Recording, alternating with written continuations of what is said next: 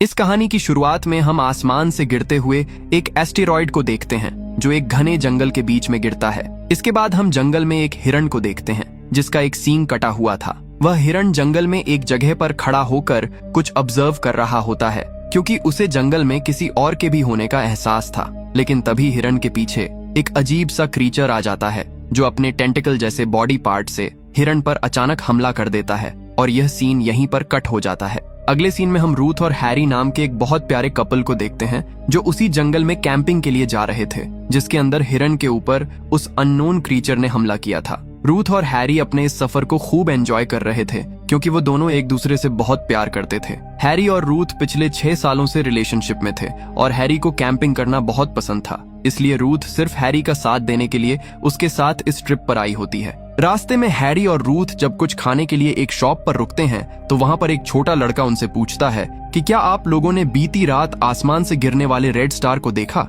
उस बच्चे की बात सुनकर रूथ और हैरी को लगता है कि वो सिर्फ ऐसे ही कुछ भी बोल रहा है, इसलिए वो दोनों उस बच्चे की बातों पर ज्यादा ध्यान नहीं देते हैं। शॉप पर कुछ खाने के बाद हैरी और रूथ एक बार फिर से आगे बढ़ना स्टार्ट करते हैं और अपनी गाड़ी से बाहर निकलकर पैदल ही जंगल के अंदर हाइकिंग करना स्टार्ट करते हैं। जंगल के जिस इलाके में हैरी और रूथ हाइकिंग करने के लिए आए होते हैं उस जगह का नाम होता है रेड रिज ट्रेल। हाइकिंग के दौरान रूथ को लगता है कि कोई उनका पीछा कर रहा है और वो इसके बारे में हैरी को भी बताती है, लेकिन हैरी को रूथ की बातों पर विश्वास नहीं होता है क्योंकि वो इससे पहले भी कई बार जंगल के इस इलाके में हाइकिंग करने के लिए आ चुका था और उसे यह जगह सेफ लगती थी। अब पूरे दिन हाइकिंग करने के बाद शाम को हैरी और रूथ एक सेफ जगह पर अपना कैंप लगाते हैं और रात का खाना खाने के बाद अपने कैंप में आराम से सो जाते हैं। लेकिन रूथ को नींद नहीं आ रही थी और रात में जब वो टॉर्च लेकर कैंप से बाहर आती है तो उसे कैंप से कुछ दूरी पर खड़ा एक हिरण दिखाई देता है जो बहुत ही अजीब तरह से रूथ को घूर रहा था।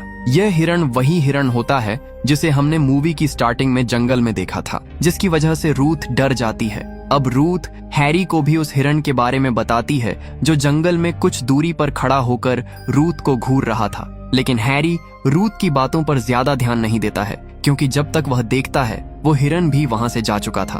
अगली सुबह हैरी रूथ के साथ हाइकिंग करते हुए आगे बढ़ता है और जल्द ही वो दोनों जंगल से बाहर सी के पास आ जाते हैं जहां से सी का एक बहुत ही खूबसूरत नजारा दिख रहा था। रूथ इस खूबसूरत नजारे को देखकर बहुत खुश थी और इसी मौके का फायदा उठाकर हैरी रूथ को शादी के लिए प्रपोज कर देता है। लेकिन अचानक से रूथ की हालत खराब होना शुरू हो जाती है और उसे पैनिक अटैक आने लगता है। दरअसल अक्सर रूथ को ऐसे पैनिक अटैक्स आते रहते हैं, इसलिए रूथ जहां भी जाती है अपनी मेडिसिन अपने साथ ले जाती है। रूथ की हालत बिगड़ता देखकर हैरी जल्दी से रूथ को उसकी मेडिसिन खिलाता है जिससे रूथ को थोड़ा आराम मिलता है। नॉर्मल होने के बाद रूथ हैरी के प्रपोजल को एक्सेप्ट नहीं करती है क्योंकि वो अभी शादी के लिए मेंटली रेडी नहीं थी। इसके बाद वो दोनों वापस जाने के लिए निकल पड़ते हैं क्योंकि रूथ के प्रपोजल एक्सेप्ट ना करने की वजह से अब हैरी का मूड भी खराब हो चुका है। रास्ते में रात होने पर रूथ और हैरी जंगल में एक सेफ जगह पर अपना कैंप लगाकर रुकते हैं। रूथ हैरी से बात करने की कोशिश करती है,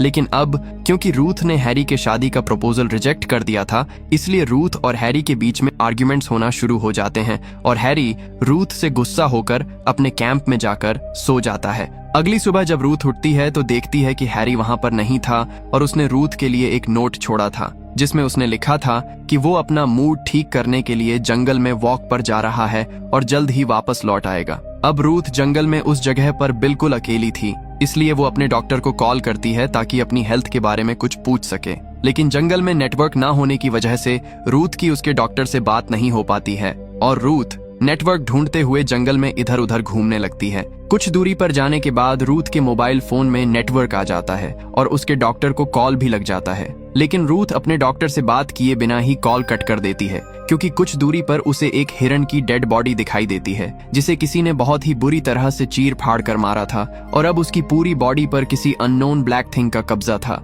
ये हिरण कोई और नहीं बल्कि वही हिरण होता है जिसके ऊपर उस अजीब से दिखने वाले क्रीचर ने हमला किया था।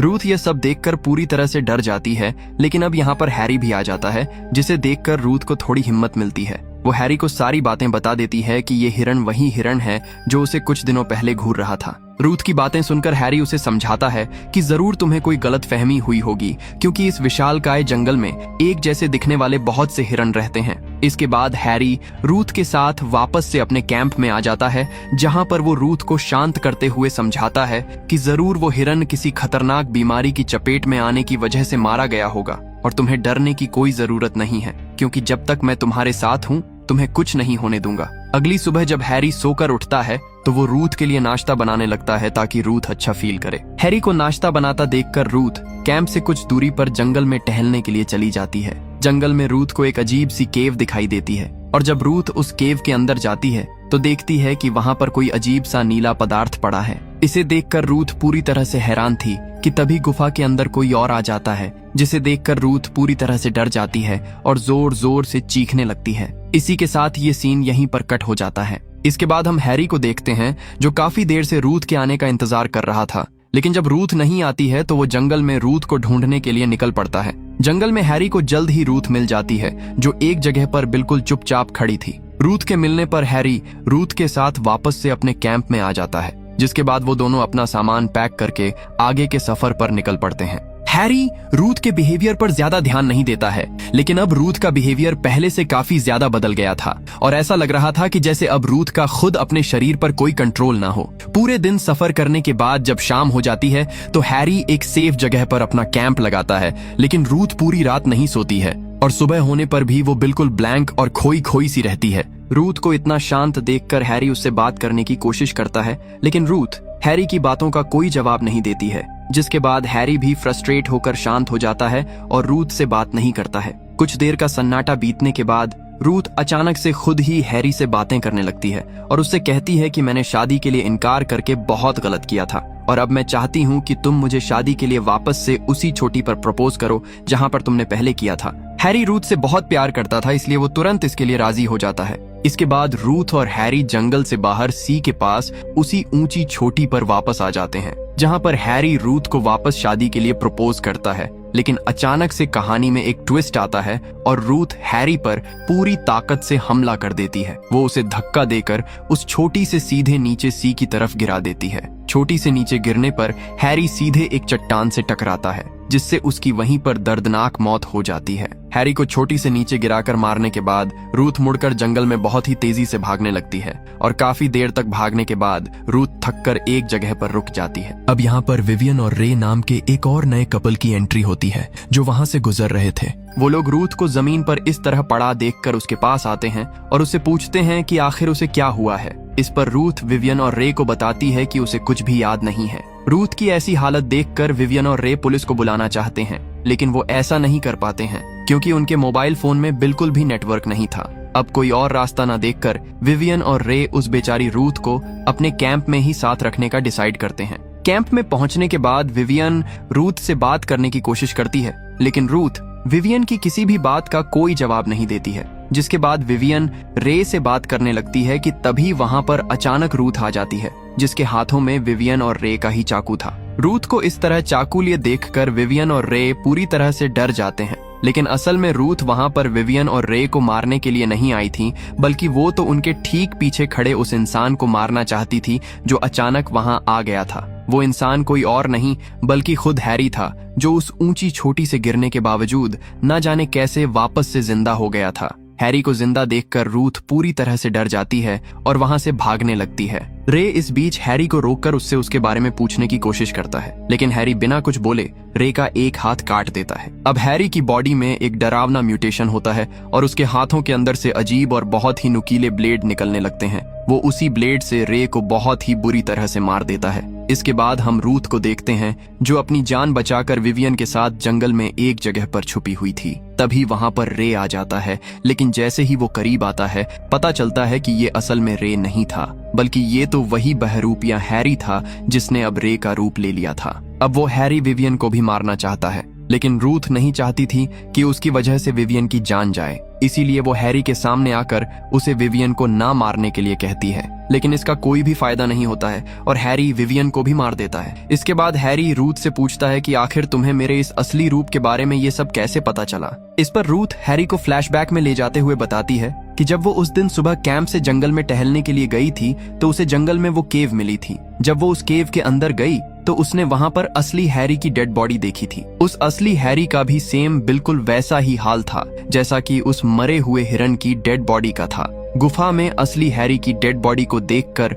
रूथ पूरी तरह से डर गई थी, क्योंकि अब उसे समझ आ गया था कि उसका असली हैरी तो न जाने कब का मारा जा चुका है और इतने दिनों से जो उसके साथ हैरी बनकर रह रहा है वो असली हैरी नहीं है, बल्कि वो कोई शेप शिफ्टर या एलियन है। यह सब जानकर रूथ पूरी तरह से डर गई थी और उसे वहीं गुफा में पैनिक अटैक भी आने लगा था, जिसके बाद रूथ ने अपना टैबलेट खाकर खुद को ठीक किया था। लेकिन तभी वहां पर रूथ को ढूंढता हुआ वो बहरूपिया हैरी आ गया था और इसी वजह से तब से रूथ उसके साथ रहते हुए काफी बदली और डरी डरी सी रहने लगी थी। दरअसल फिल्म की पूरी मिस्ट्री अब क्लियर होती है। मूवी की स्टार्टिंग में हमने आसमान से गिरते हुए जिस एस्टेरॉइड को देखा था, असल में उसी एस्टेरॉइड के साथ स्पेस से एक बहुत ही खतरनाक एलियन अर्थ पर आ गया था। इस एलियन के पास पावर थी कि वो किसी भी जानवर या इंसान को मारकर उसका रूप ले सकता था और साथ ही वो उस व्यक्ति के इमोशन और यादों को भी ऑब्जर्व कर सकता था। इसी एलियन ने सबसे पहले उस हिरण पर हमला करके उसे मारा था और फिर उसी हिरण का रूप लेकर कैंपिंग करने आए रूथ और हैरी को घूर रहा था। फिर जब हैरी अकेला जंगल में वॉक पर गया तो मौका पाकर इस एलियन ने हैरी को मार दिया और हैरी का रूप लेकर रूथ के साथ रहने लगा। लेकिन यह एलियन रूथ को इसलिए नहीं मार पाया था क्योंकि असली हैरी रूथ से बहुत प्यार करता था और हैरी के इमोशन को ऑब्जर्व करने की वजह से वो एलियन भी रूथ से प्यार करने लगा था।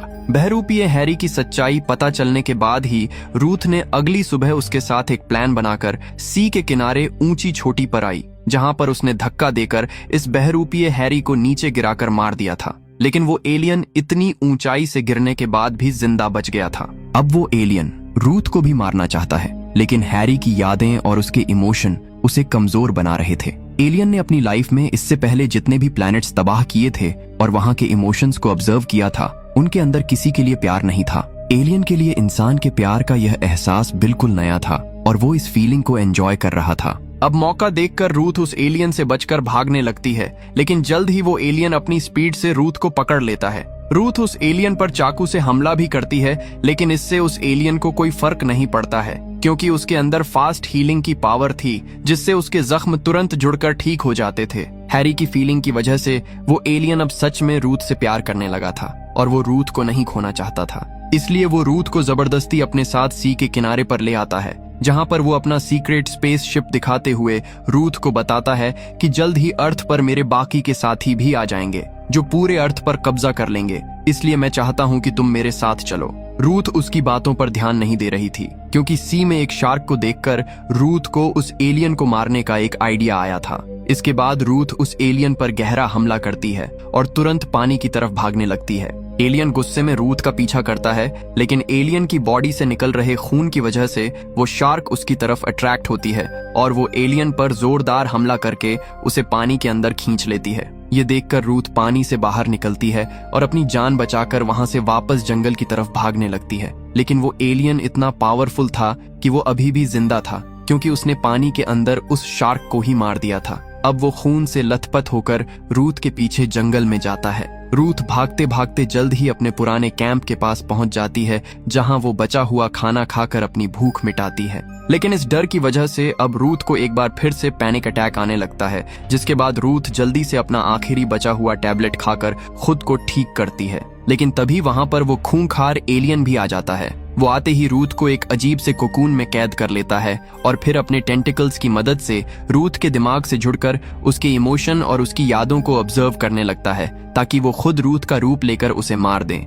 थोड़े ही समय में वो एलियन पूरी तरह से रूथ के रूप में बदल जाता है, लेकिन यही उसकी सबसे बड़ी गलती थी क्योंकि रूथ के इमोशन के साथ ही अनजाने में उस एलियन ने रूथ की उस भयंकर मेडिकल बीमारी को भी ऑब्जर्व कर लिया था। इस बीमारी की वजह से अब अचानक उस एलियन को भी बिल्कुल रूथ की तरह ही पैनिक अटैक आने लगता है और टैबलेट ना होने की वजह से वो एलियन तड़पते हुए नीचे जमीन पर गिर जाता है। एलियन के लिए यह दर्द बिल्कुल नया था। इस मौके का फायदा उठाकर रूथ खुद को उस कोकून की कैद से आजाद करा लेती है और एक भारी पत्थर की मदद से उस एलियन का सिर पूरी तरह से कुचलकर उसे वहीं पर मार देती है। उसे मारने के बाद रूथ वहां से अपनी जान बचाकर निकल जाती है। रूथ जंगल से बाहर आकर अपनी कार में बैठकर वापस जाने लगती है, लेकिन फिल्म के एंड में एक डरावना ट्विस्ट आता है। वो एलियन आश्चर्यजनक रूप से कार में लगे हुए रेडियो की मदद से अब भी रूथ से बातें कर रहा होता है, यानी कि वो एलियन अभी भी जिंदा था। और इसी खौफनाक आवाज के साथ हम देखते हैं कि अब आसमान से उस एलियन के बाकी साथी भी